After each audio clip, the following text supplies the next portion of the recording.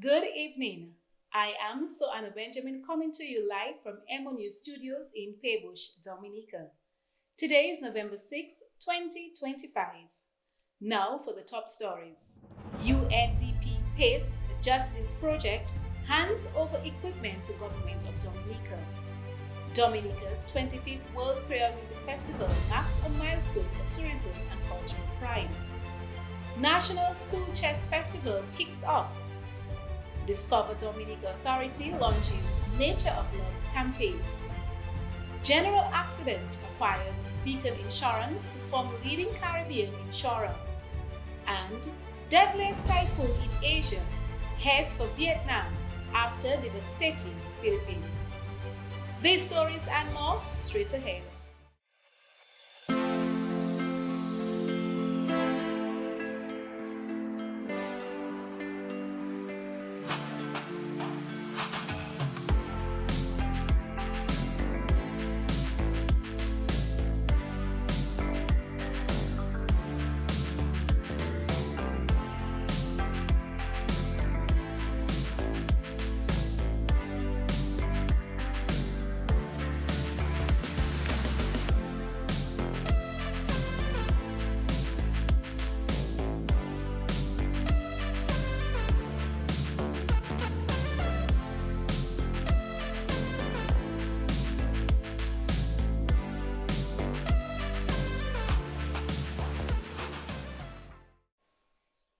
Firstly, in local news, Dominica has once again proven that the rhythm of Creole culture beats strongest on the nature island.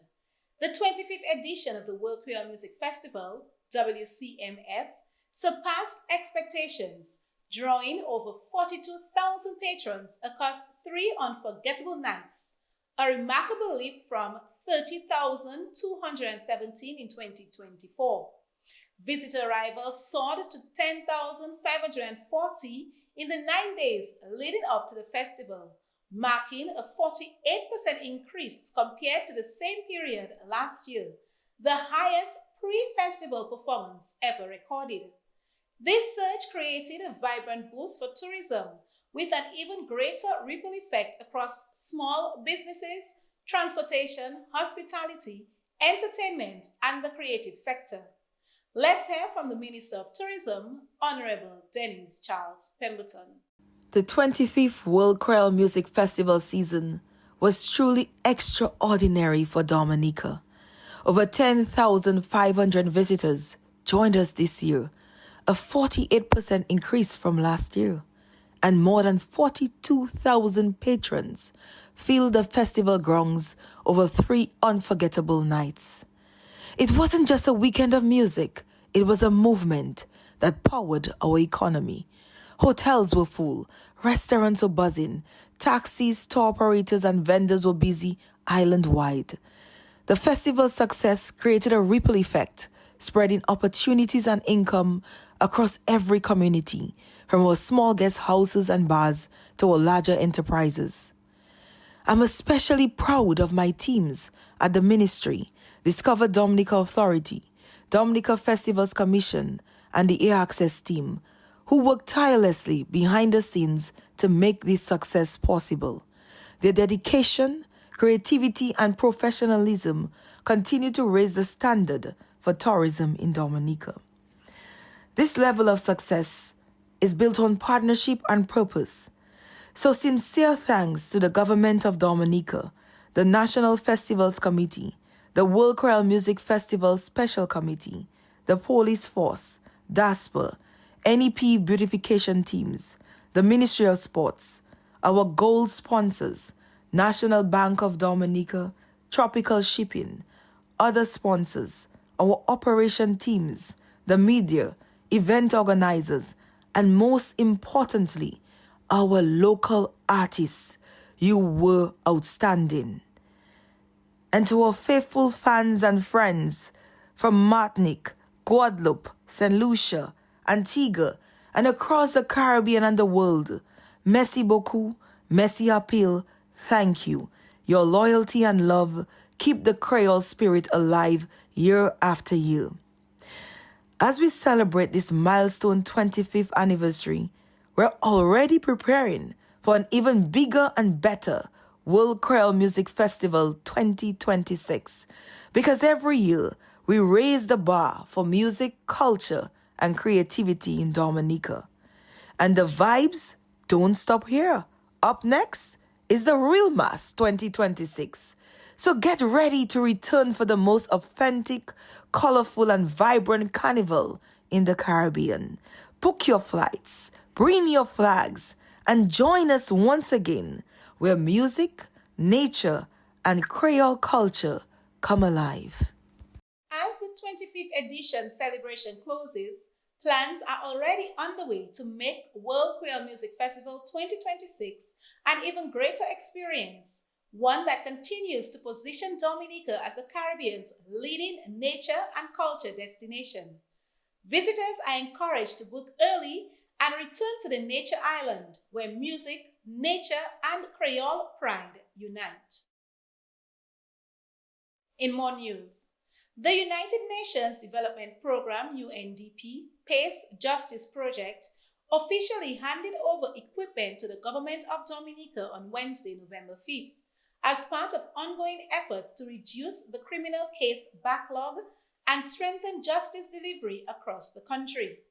The brief handover ceremony was held at the Attorney General's conference room. Remarks on the partnership were delivered by the Honorable Levi Peter, Attorney General. It is important that we have a system which aims to and achieves disposal of matters before the court in an expeditious manner and in an expeditious time frame. We are not yet there.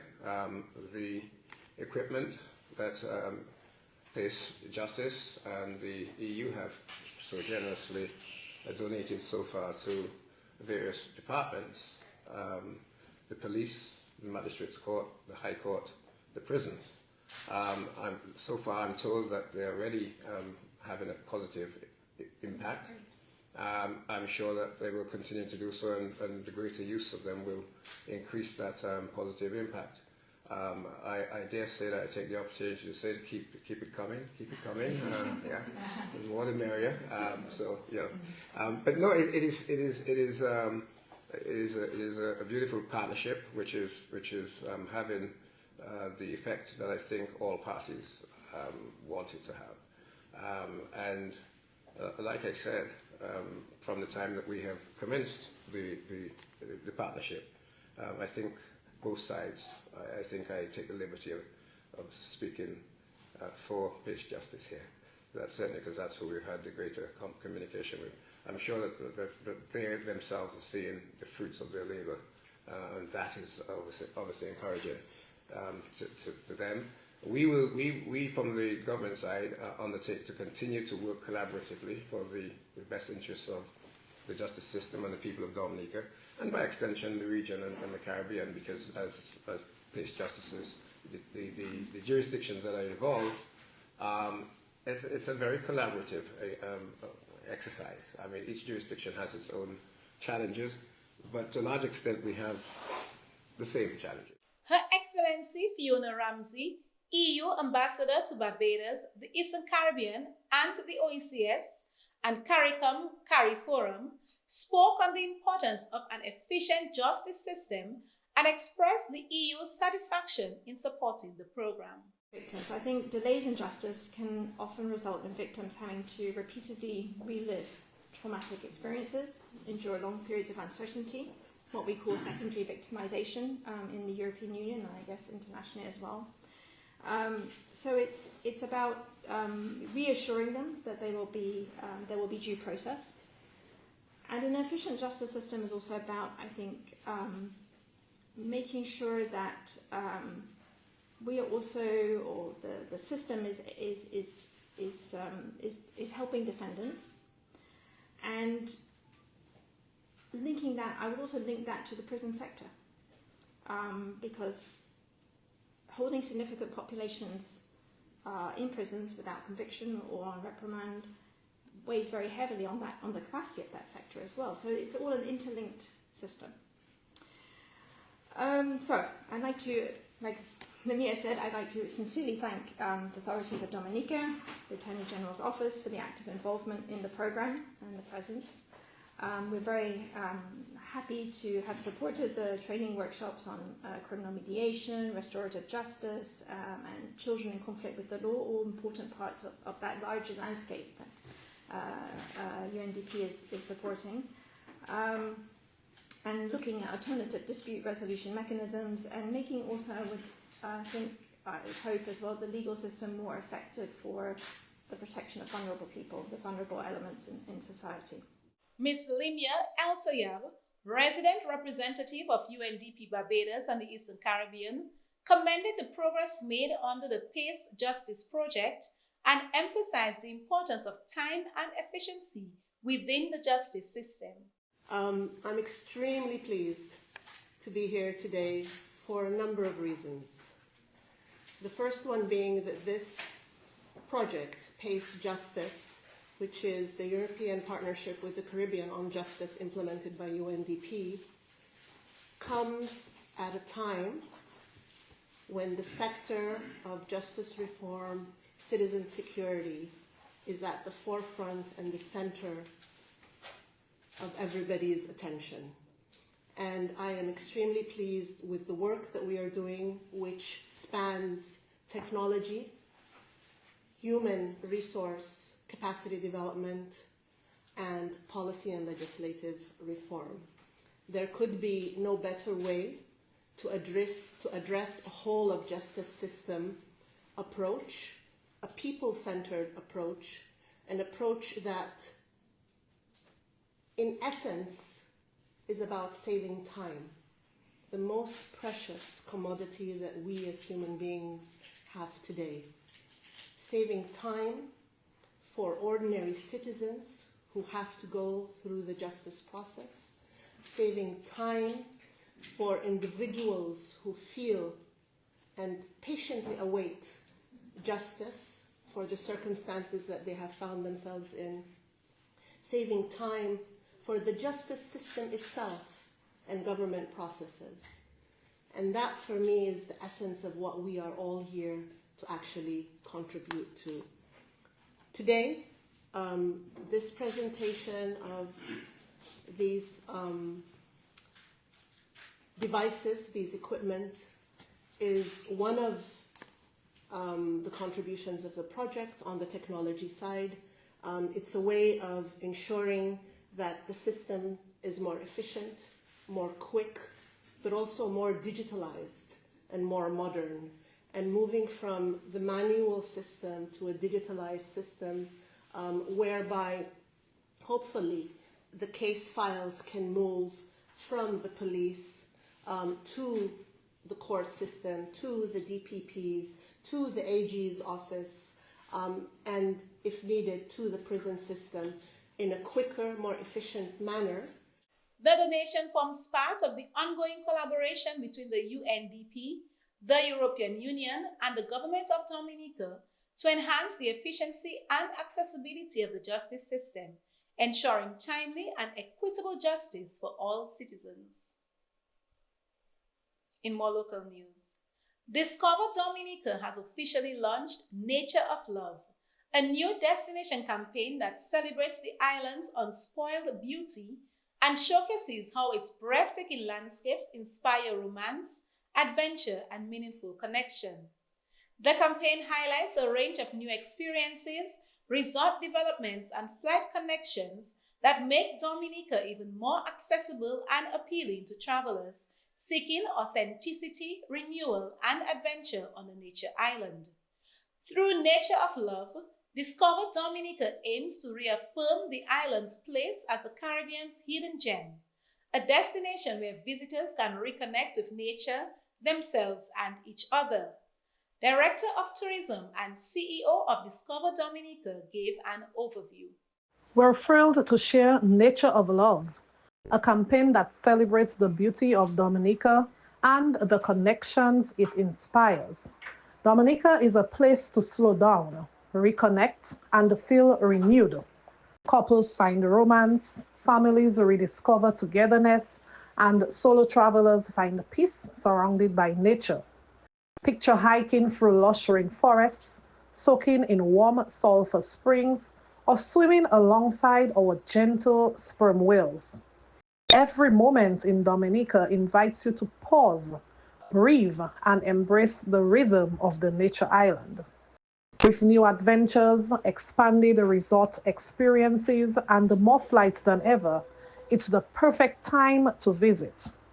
Nature of Love, it's not just a campaign, it's how Dominica, the nature island of the world, makes you feel. Discover more at discoverdominica.com. In other news, the Junior Chamber International JCI Dominica is set to host Future Fest 2025 at the Windsor Park Sports Stadium. The event aims to inspire and prepare secondary school students for life beyond the classroom, bringing together professionals, organizations, and entrepreneurs to showcase career opportunities and emerging skill areas. Students will engage with industry experts, explore diverse career paths, and gain insights into the future world of work through interactive booths, motivational talks, and demonstrations. A JCI representative says the goal is to equip youth with the knowledge and inspiration to take confident next steps after graduation. Future Fest 2025 promises to be an exciting and empowering experience for students, educators, and partners across Dominica. And finally, on the local scene, the Dominica Solid Waste Management Corporation, DSWMC, has received 4 brand new compactor trucks, fulfilling a government pledge to strengthen the island's waste management system. This substantial investment directly addresses the operational challenges previously faced by the corporation in maintaining consistent and timely waste collection schedules. The incorporation of these modern, high-capacity vehicles will dramatically boost the DSWMC's ability to efficiently haul the increasing waste stream generated by households and commercial entities. By strengthening our logistical capacity, we are ensuring that the promise of a healthier and more visually appealing environment for all citizens is not just an aspiration, but a tangible reality. The DSWMC thanks the government for prioritizing waste management, a commitment made during the 2025-2026 National Budget Address. A formal handing over ceremony will be announced as the corporation continues efforts to enhance waste collection and promote proper waste sorting island-wide. That's it for local news. Stay tuned for regional news. We're at the different phases in life. We move at a different pace. All we need is to be supported. Cause when the baby's coming, business needs revamping, the new job starting, and you need an outfit. Let momentum hook you up. Momentum will hook you up. The wedding's planning, rent due dates coming. Momentum is your support financing. Let momentum hook you up. Momentum will hook you up.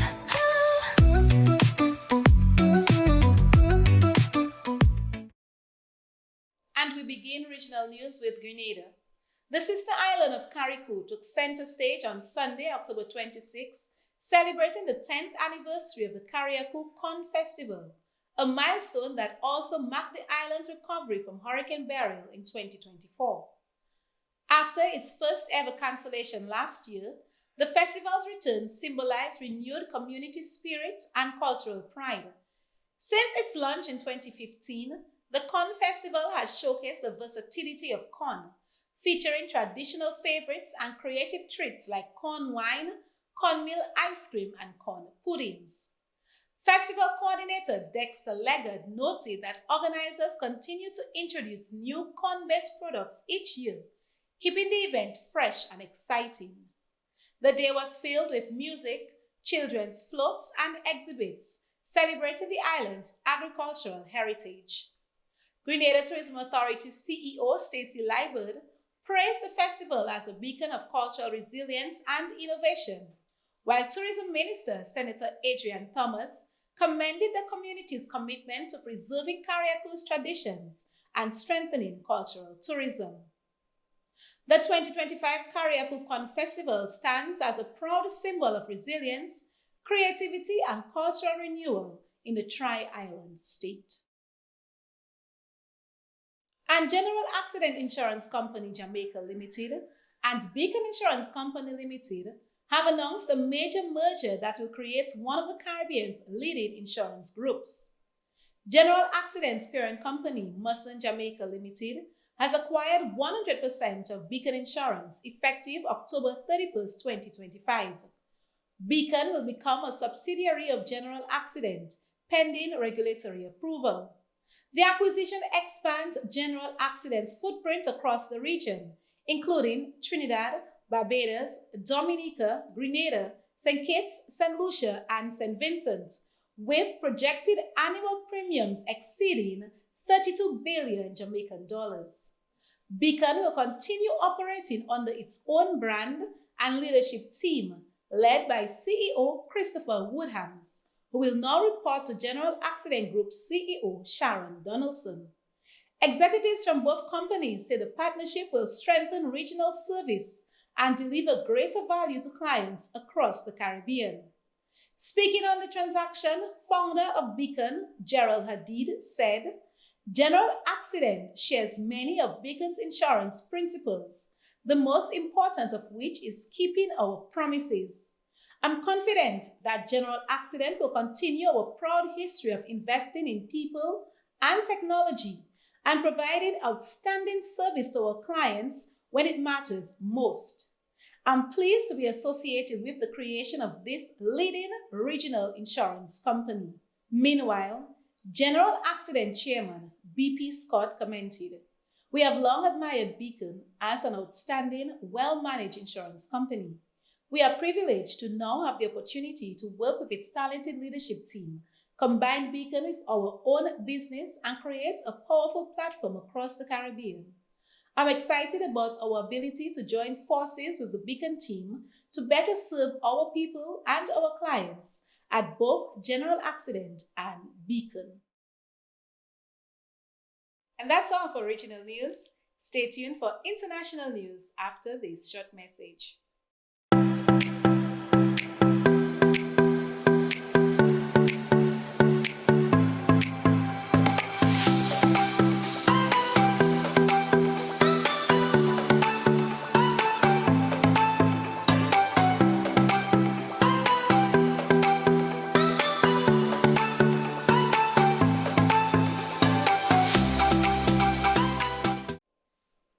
First up in international news, the Federal Aviation Administration, FAA, will begin reducing flights in high-traffic areas starting Friday due to staffing shortages caused by the ongoing government shutdown, Transportation Secretary Sean Duffy announced on Wednesday.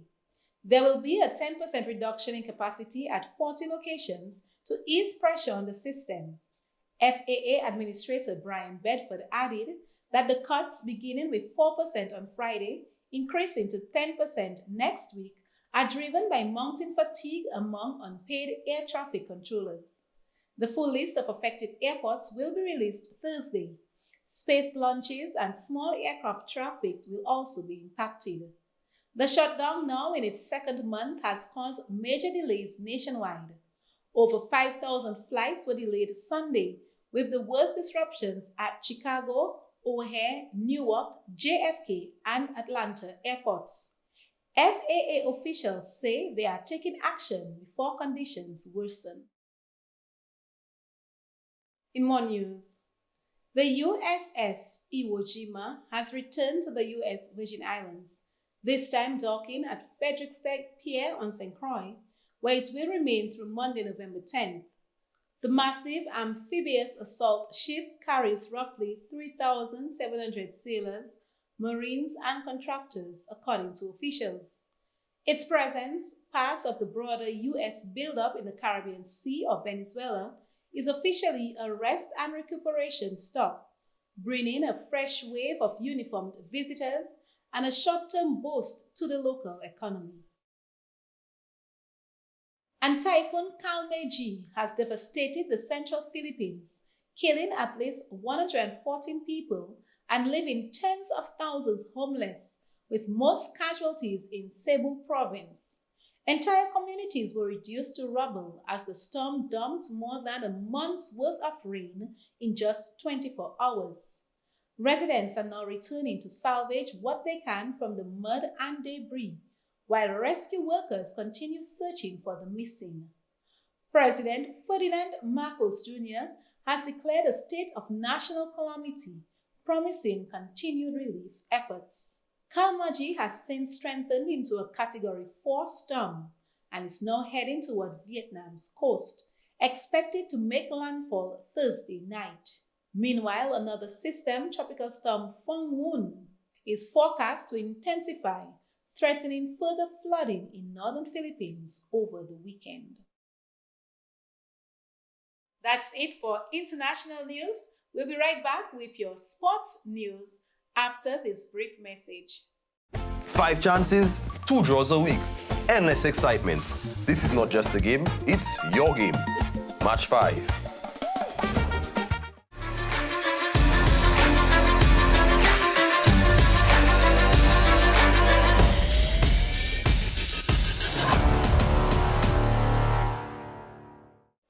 We begin with volleyball news. The Dominica Amateur Volleyball Association, DAVA, is pleased to announce the 10-man team that will represent Dominica at the upcoming EGVA Under-23 Championships, scheduled to take place in Antigua and Barbuda from November 10th to the 16th. The team will be led by Larian Tulloch, one of 4 players who have previously represented Dominica at the senior level. 3 players, Kazim Alexander, Taj John Jules, and Dinari Dyer, are set to make their national team debuts at this tournament.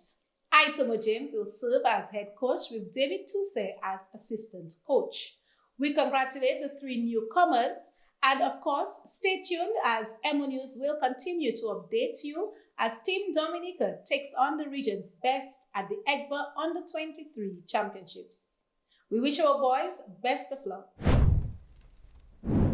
And in cricket news, Cricket West Indies has named its 15-man squad for the upcoming 5-match T20 International Series against New Zealand, set for November 5th to the 13th. Following their T20 Series win over Bangladesh, the men in maroon will continue preparations for the 2026 ICC T20 World Cup, retaining the core of the previous squad. Matthew Ford returns from injury while Shamar Springer joins to strengthen the pace attack. Gudakesh Mochi has been rested to address technical issues with his bowling action. In a key move, clinical psychologist Krishnan Hurdle joins the management team as mental skills and performance coach, marking a new focus on player mindset and performance. Shea Hope captains the side with matches starting November 5th at Eden Park in Auckland. And of course, we wish the men in maroon best of luck and we hope for a win. And finally, in sports news, the National Schools Chess Festival began on Wednesday at the Dominica State College, bringing together students from across the island to showcase their skills and strategic thinking. Carlton Morvan, president of the Dominica Chess Federation, welcomed the students, noting that he hopes to see a few future chess masters emerge from the festival. I'm glad that you guys could make it. I know it hasn't been easy for some of your chess clubs in the past year. And one of the things that the Dominica Chess Federation is looking to do is to improve on the quality of your chess experience in your clubs. One of the things we wanted to do is each club needs to have a representative, a student representative, who can liaise directly with the federation. So together with your teacher, you're going to liaise with the federation on behalf of your club and help us to improve your experience. I want to see a few masters in the next few years from these students among me in front of me there. I know you guys have the ability, you have the capability. So I want to see a few masters in the next few years. When I come back and look at this bunch of students, I want to see a few masters. So this year's tournament has been sponsored by Tropical Shipping Company Limited, and we have Tahira Musgrave Robinson, representing Tropical Shipping, expressed pride in partnering with the Chess Federation and offered words of encouragement to the young competitors. So we are proud to join up with the Dominica Chess Federation to help build the minds of the young persons of Dominica. It is important to us to give back to the communities that we serve. And in giving back to the communities that we serve, why not start with you all? Why not start by building the minds of you all? Why not start by pouring into the younger ones of the country? Because guess what? You all are the future. You all, at Tropical, we say we want Tropical to be a company where we want our children to work. So you are the future of Tropical Shipping. You are the future of Dominica. You are the future of the Caribbean. So I encourage you to compete well, be the best version of yourselves today, and continue to uplift each other. Don't be sour pussies today when you're not winning. Yes, be good sports, and continue doing what you are doing because you all are doing great. Thank you very much. The festival promises to be a platform for learning, competition, and fostering a love for chess among Dominica's youth. This has been the sports package for this evening. Stay tuned for the weather report from the Dominica Meteorological Service. There we go now.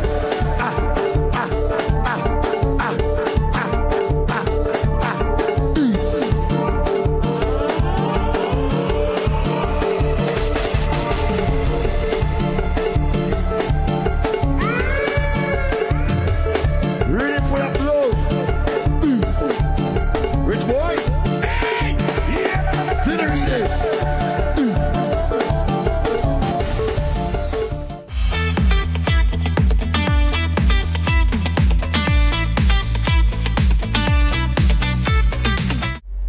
Hello, good day, and welcome to our weather broadcast for today, Thursday, November 6th. I am your presenter, Annie Coretta Joseph. Let's begin by taking a look at satellite imagery, and across the Lesser Antilles, the northern Lesser Antilles that is, we have this low-level trough moving across the area, and this is expected to bring some slight increase in cloudiness during the course of the afternoon and tonight. Across the southern Lesser Antilles, we have the ridge pattern being dominant, bringing in a few patches of low-level clouds. To the east of the Lesser Antilles, we have this tilted easterly wave, and this wave is expected to begin affecting the area from tomorrow, bringing increased clouds with some scattered showers across parts of the Lesser Antilles. Now, because of the tilt of this wave, we expect to see the lingering of this moisture and the axis of this wave to move well across into the weekend, Saturday into Sunday, maintaining some moisture levels across the area. Now let's take a look at Dominica during the course of today. We had partly cloudy skies with most of the clouds located on the east of the island, and throughout the course of the afternoon, these clouds are expected to continue drifting across the area. Just to the east of the island, we can see this area of cloudiness, mainly some multi-layered clouds, and these clouds are expected to move across the area sometime this afternoon into tonight. Radar image indicated isolated showers across Dominica throughout the course of the morning. Conditions for tonight: partly cloudy to cloudy skies with some scattered showers. Temperatures to be down to about 23 degrees Celsius to 24 degrees Celsius along the coast, and down to about 20 degrees in the interior. Winds generally out of the east peaking to near 20 kilometers per hour. Tomorrow, as moisture from this wave move across the area, we expect to see partly cloudy skies with some scattered showers, and there's a slight chance for some isolated thunderstorms. As we move into Saturday, as the axis of this wave approaches, we expect to see an increase in moisture level. Additionally, an upper level trough will also create some enhancement to these clouds, making it into more cloudy conditions with showers and increasing the chances for some thunderstorm activity. And this moisture is expected to linger well into Sunday. An increase in dust haze is expected from Saturday night into Sunday. Temperatures to peak near 33 degrees Celsius tomorrow, Friday, and about 32 on Saturday and Sunday. Nights to cool to near 23 to 24 degrees Celsius through the next 3 days. Winds tomorrow generally easterly, peaking to near 25 kilometers per hour. An increase in wind speeds can be expected on Saturday and Sunday, with speeds peaking to near 35 kilometers per hour. Winds generally east-northeasterly to easterly on Saturday, and a shift from the southeast on Sunday. Marine conditions tomorrow: seas up to 8 feet on the east coast and up to about 5 feet on the west coast. Some northerly swells are expected with increased wave periods, which may result in an increased chance for some ground swells. As a result, a high surf advisory will be in effect from this evening. As we move into Saturday and Sunday, wave heights expected to remain near 8 feet on the east coast and down to about 3 feet on the west. As a result, a small craft advisory will be in effect for over the weekend. The sun will rise tomorrow at 6:04 a.m. and set at 5:34 p.m. Our high tides will be at 5:05 a.m. and 4:09 p.m., while the low tides will be at 9:45 a.m. and 11:27 p.m. For up-to-date information, you can scan this QR code, follow our WhatsApp channel, or you can follow us on Facebook and Instagram at Dominica Met, or our website at weather.gov.dm. Thank you for viewing, and join us tomorrow for your next weather broadcast. Good day. This concludes EmoNews Nightly Package for November 6, 2025. I am your presenter, Suanna Benjamin. Wishing you a pleasant evening.